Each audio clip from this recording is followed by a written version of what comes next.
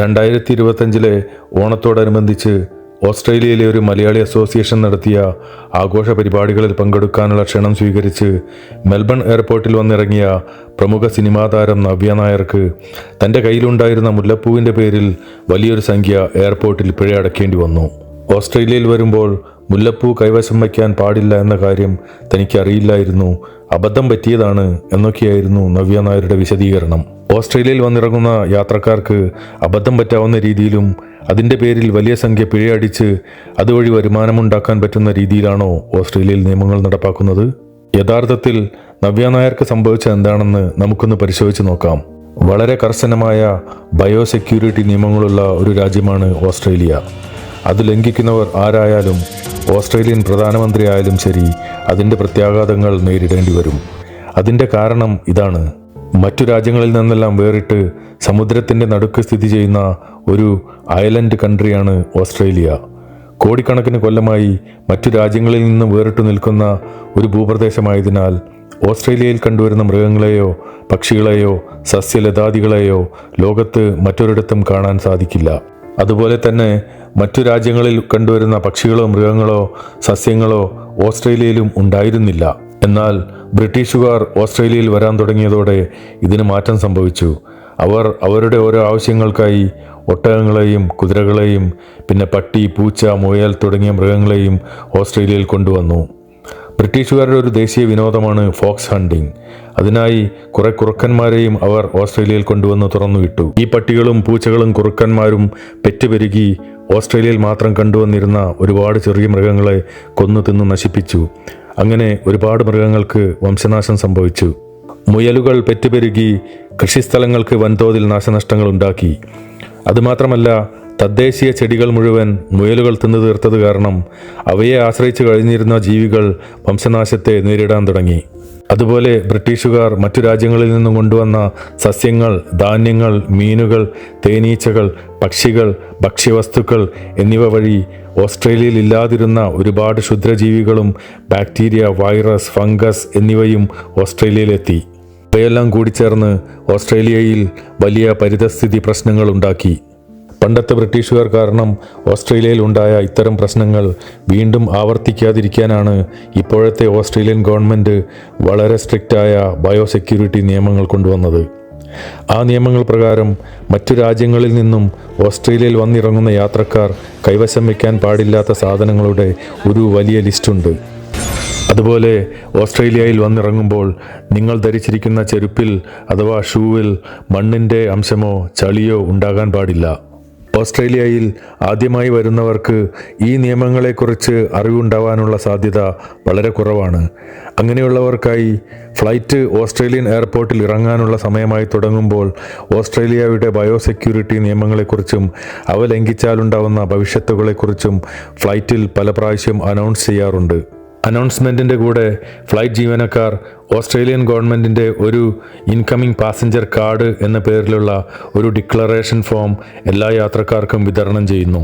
ആ ഫോമിൻ്റെ ഒരു വശത്ത് നിങ്ങളുടെ പേഴ്സണൽ ഡീറ്റെയിൽസ് ആണ് ചോദിച്ചിരിക്കുന്നത്. മറുവശത്ത് കുറേ ചോദ്യങ്ങൾക്ക് യെസ് അല്ലെങ്കിൽ നോ എന്ന് മാർക്ക് ചെയ്യാനുള്ള കള്ളികളുണ്ട്.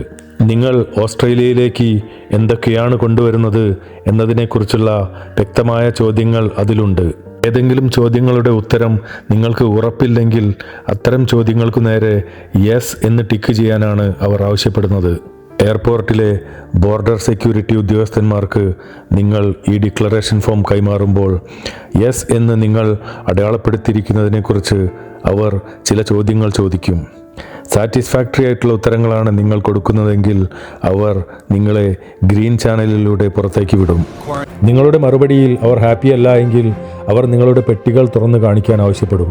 ഓസ്ട്രേലിയയിലേക്ക് കൊണ്ടുവരാൻ പാടില്ലാത്ത എന്തെങ്കിലും അതിൽ കണ്ടെത്തിയാൽ അവർ അതെടുത്ത് ബിന്നിലിടും. നിങ്ങൾ പാസഞ്ചർ കാർഡിൽ യെസ് എന്ന് ടിക്ക് ചെയ്തിരിക്കുന്നതിനാൽ നിങ്ങൾക്ക് നിയമ നടപടികളെ നേരിടേണ്ടി വരില്ല. എന്നാൽ നിങ്ങൾ പാസഞ്ചർ കാർഡിൽ നോ എന്ന് ഡിക്ലെയർ ചെയ്യുകയും നിങ്ങളുടെ പെട്ടിയിൽ നിന്നോ നിങ്ങളുടെ ശരീരത്തിൽ നിന്നോ എന്തെങ്കിലും സാധനങ്ങൾ, അതായത് ഓസ്ട്രേലിയയിലേക്ക് കൊണ്ടുവരാൻ പാടില്ലാത്ത എന്തെങ്കിലും സാധനങ്ങൾ കണ്ടെത്തിയാൽ നിങ്ങൾ തീർച്ചയായും നിയമ നടപടികളെ നേരിടേണ്ടി വരും. നവ്യ നായരല്ല, ഓസ്ട്രേലിയൻ പ്രൈം മിനിസ്റ്റർ ആയാൽ പോലും അതിൽ നിന്ന് രക്ഷപ്പെടാനാവില്ല. നമ്മുടെ നവ്യ നായർക്ക് എന്താണ് സംഭവിച്ചതെന്ന് നമുക്കൊന്ന് നോക്കാം. വിമാനം മെൽബൺ എയർപോർട്ടിനടുത്ത് എത്താറാവുമ്പോൾ എല്ലാ യാത്രക്കാരുടെയും മുൻപിൽ ഘടിപ്പിച്ചിരിക്കുന്ന TV സ്ക്രീനിൽ ഓസ്ട്രേലിയയുടെ ബയോസെക്യൂരിറ്റി നിയമങ്ങളെക്കുറിച്ചുള്ള വീഡിയോ പ്രത്യക്ഷപ്പെടുന്നു.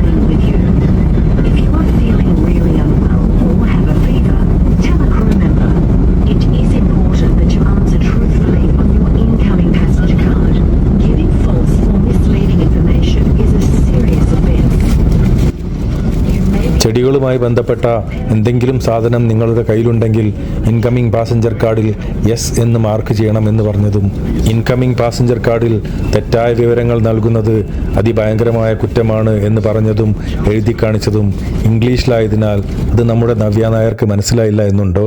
വിമാനമിറങ്ങി ഏതാണ്ട് 10 മിനിറ്റ് നടന്നു കഴിയുമ്പോഴാണ് കസ്റ്റംസ് ക്ലിയറൻസിലും അത് കഴിഞ്ഞ് ബയോസെക്യൂരിറ്റി ക്ലിയറൻസ് ഏരിയയിലും എത്തിച്ചേരുന്നത്. ആ വഴിയുടെ ഇരുവശത്തും ബയോസെക്യൂരിറ്റി നിയമങ്ങളെക്കുറിച്ചുള്ള മുന്നറിയിപ്പുകളും ഓസ്ട്രേലിയയിലേക്ക് വരുമ്പോൾ കൊണ്ടുവരാൻ പാടില്ലാത്ത എന്തെങ്കിലും സാധനങ്ങൾ യാത്രക്കാരുടെ കൈവശമുണ്ടെങ്കിൽ അവ നിക്ഷേപിക്കാനുള്ള വേസ്റ്റ് ബിന്നുകളും വെച്ചിട്ടുണ്ട്. ഇതെല്ലാം അവഗണിച്ച് തലയിൽ മുല്ലപ്പൂവുമായി മുമ്പോട്ട് നീങ്ങിയ നമ്മുടെ നവ്യ നായർ അവസാനം എത്തിച്ചേരുന്നത് ഓസ്ട്രേലിയൻ ബയോസെക്യൂരിറ്റി ഓഫീസർമാരുടെ വലയിലാണ്. Question 6 and question 7. Would you like to read that? തലയിലും കൈവശമുള്ള ബാഗിലും മുല്ലപ്പൂമാല ഉണ്ടായിരിക്കെ ചെടികളോ ചെടിയുമായി ബന്ധപ്പെട്ട എന്തെങ്കിലും ഭാഗങ്ങളോ നിങ്ങളുടെ കൈവശമുണ്ടോ എന്ന 7ാമത്തെ ചോദ്യത്തിന് ഇല്ല എന്ന് നുണ പറഞ്ഞ് ഓസ്ട്രേലിയൻ ഗവൺമെൻറ്റിനെ പറ്റിക്കാൻ ശ്രമിച്ചതിനാണ് നവ്യ നായർക്ക് ഫൈൻ കിട്ടിയത്. നിയമങ്ങളൊന്നും തങ്ങൾക്ക് ബാധകമല്ല എന്ന രീതിയിലുള്ള പെരുമാറ്റം നമ്മുടെ നാട്ടിലെ പ്രമുഖർ എന്ന് വിളിക്കപ്പെടുന്നവരുടെ ഇടയിൽ കണ്ടുവരുന്ന ഒരു പ്രത്യേകതയാണ്. By failing to declare several pairs of cricket boots. Besides unwanted grass or seeds, the mud on these boots could carry dangerous pests or diseases. Infringement counter Harbhajan Singh's been fined $200 for failing to declare dirty boots. Australia, New Zealand തുടങ്ങിയ രാജ്യങ്ങൾ സന്ദർശിക്കാൻ പോകുന്നതിന് മുമ്പ് ഇത്തരം സവിശേഷതകൾ നാട്ടിൽ ഉപേക്ഷിച്ചില്ല എങ്കിൽ അതിൻ്റെ നാണക്കേട് അവർക്ക് മാത്രമല്ല, ഈ രാജ്യങ്ങളിൽ സ്ഥിരതാമസമുറപ്പിച്ചിരിക്കുന്ന ഇന്ത്യക്കാരെ അത് പ്രതികൂലമായി ബാധിക്കും എന്ന് ഇവർ മനസ്സിലാക്കേണ്ടതാണ്. Doesn't matter how many times you tell them to declare stuff, they just still don't do it. Doesn't matter how many times you tell them to declare stuff, they just still don't do it.